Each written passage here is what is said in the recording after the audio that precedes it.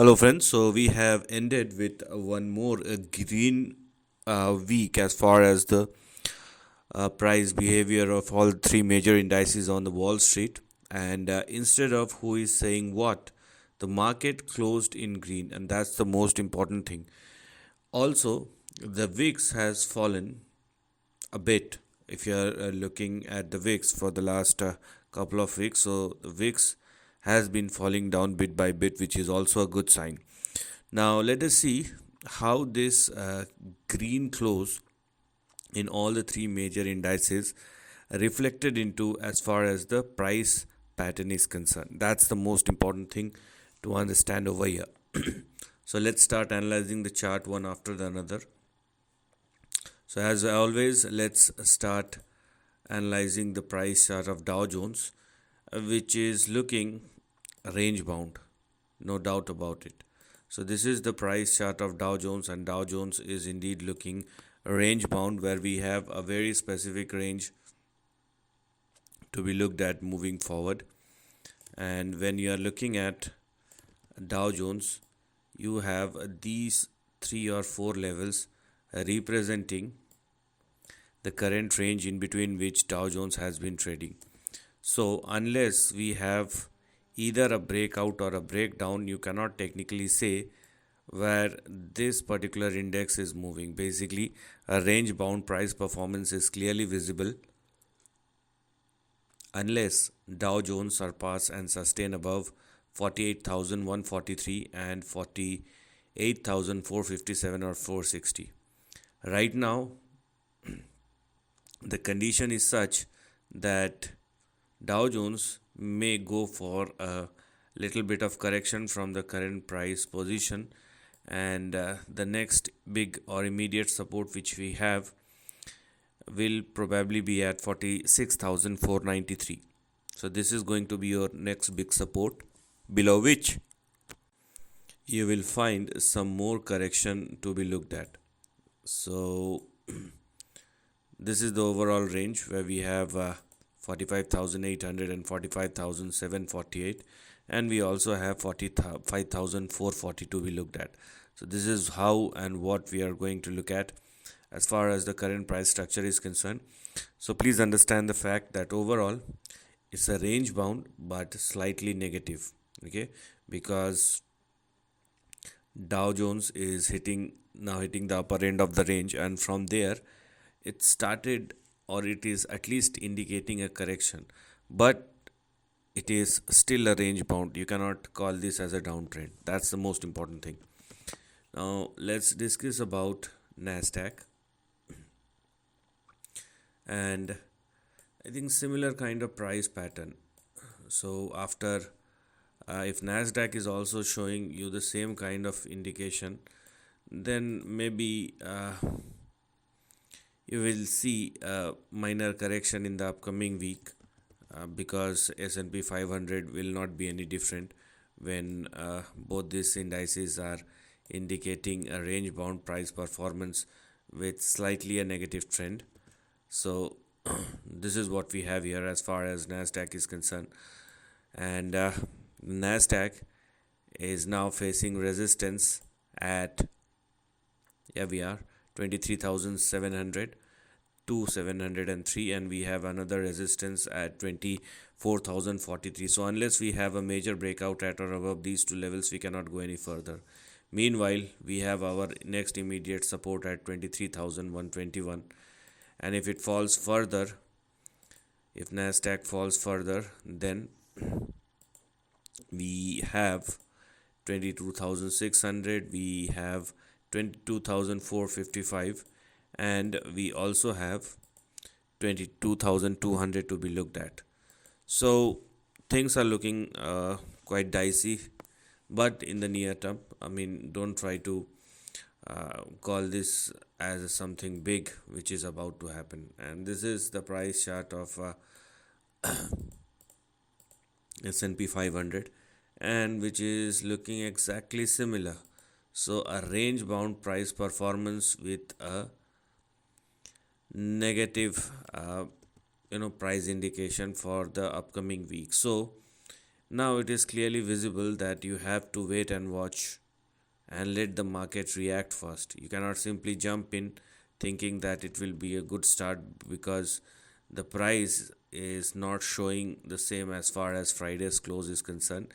If something miraculous will happen in the upcoming week or on the upcoming week, then that is something which we do not know.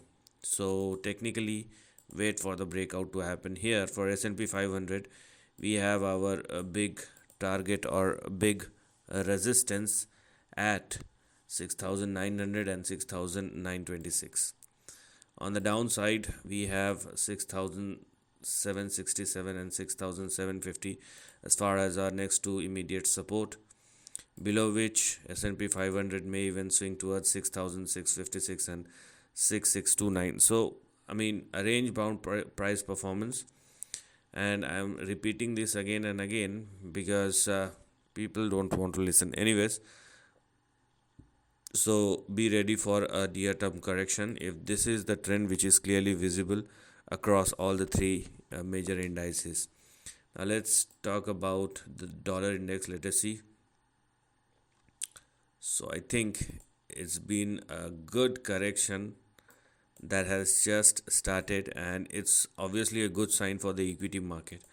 And now this is one of the most important reasons to say that yes, we do have a minor correction, but you cannot think of a big downside right now, because dollar index is also moving lower.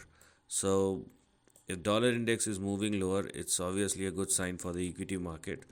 So yes, maybe some more correction here or there, but eventually it will move higher. That's the kind of indications, unless dollar index started moving higher and started trading above 100.4 and also above, yeah, we are 100.47, because they are your big resistance level for the time being. And now because dollar index is trading below this point as well, which is 99.6 or 99.59, and if it will continue to do so, then the next big support which we have for dollar index will be in between 98.06 and 97.88, and then we will have the lower end of the range. So it's basically a range bound price performance in dollar index with a slight bit of negativity. So below 97.8 we also have 96.4 and we have 96.3 to be looked at moving forward. So this is why this is how and what we're going to look at as far as dollar index is concerned. So at least a good uh, indication from the dollar index. Now let's look at the price chart of gold and what kind of indications we do have. So this is the price chart of gold futures, and it looks like gold is not yet ready for the upside, because last week it's been a massive, I would say, momentum with which the gold has moved, but it looks like the correction or consolidation is yet to be over, and we have some more to look at. So let us see how will it develop. So I'm not going to talk about the same big trend again and again. I have already talked about it. So let us discuss about the current range of gold futures, and gold futures is trading in between these two lines. So unless we have a breakout at or above, now if you want to find the big price behavior on daily basis as far as gold futures is concerned, you can probably check out my previous videos where I have specifically talked about it. So right now there is a range in between which gold futures has been trading, and we have 4,408 which is the resistance, above which you will have your fresh up move, and we have 3,895 as your next big support. And if this is the range, you will either look at the edges or let gold stabilize first before you can think of any further up move. One another important thing will be the WTI crude futures, because it's been falling down, and now it looks like a kind of base formation, but it doesn't make any difference right away. But still, still there is a support, and there will be some demand because we are officially in the winter season, and commodities like natural gas or crude does have some demand depending upon which country you are living in. So, but anyways, there is a near-term support formation which one can clearly see, where we have these two levels representing our current support or overall support or stop loss. So we have support at 57.18 and stop loss at 55. So if you are still expecting a downside, then let WTI crude futures fall below 55 or lower. Right now, it looks like there will be a near term upside, and the near term targets will be in between 66 and 70 to be looked at. That is it for the time being. Anything big requires further breakout. Okay. Now, the most important thing is this, uh, and I'm talking about the bond yields, because the bond yields are now indicating a big crash. Okay. So, something big is coming. It may uh, it may open up over a period of time. I've talked about it a couple of months back, and I'm saying it now. You just need to focus on bond yields, whether you understand it or not, because it will have a direct impact on your bank account. Okay, so and the near term bond yields react to volatility and what is happening right now in the economy, and one can clearly see this is the 6 month yield which has already tested 5.6, 5.7, and right now it is at 3.7. So it has fallen, I think 200 basis points or so, which means from 5.2, so at least 2%. And the next big support will be at 2.76 or 2.75, below which you will have further down move. And whenever the down move started, we know what kind of impact uh, it will create. Now, is there, yeah, and let's talk about the 1 month. So the near term bond yields are really shaking, and there is something which is brewing, and you must not ignore these kind of here we are. You must not ignore these kind of indications, because bond market is indeed the biggest, and we have something which is brewing up. So please focus on the yields in the near term as well. You may not see much fluctuations on the longer term yields, but in the near term, shorter term yields, if yields are fluctuating and it is falling down, I mean, it has already started falling. I mean, let us see, the 1 month yield has already tested 6%.